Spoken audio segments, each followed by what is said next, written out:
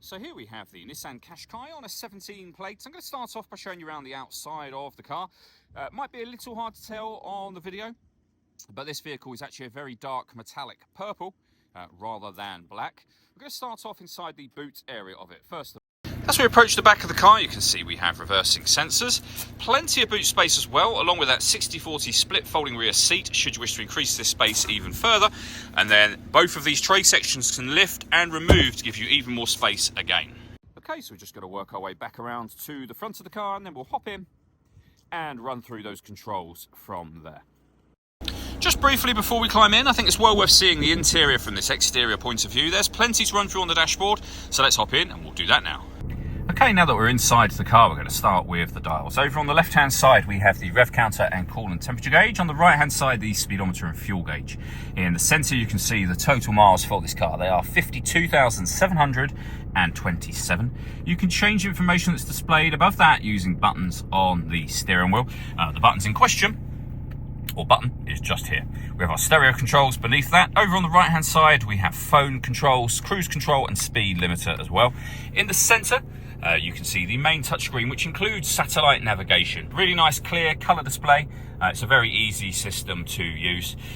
We have, of course, got music in this car. So DAB, FM and AM radio, a CD player, auxiliary input, and Bluetooth audio, so you can stream your music wirelessly once you've paired your phone, that is. The satellite navigation map is here, and you can access your satellite navigation inputs from the nav button.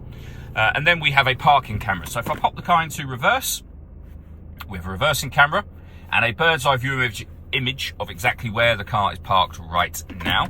If you press the camera button, you get the front-facing camera and that same bird's eye view, or a front-facing camera and the front passenger side wheel. So very easy to park with all of those cameras in place.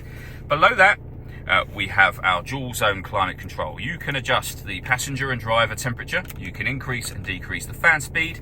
You can determine what direction you'd like the air distributed in, and when you're happy with those settings, that's your air conditioning off, back on again, or hit auto.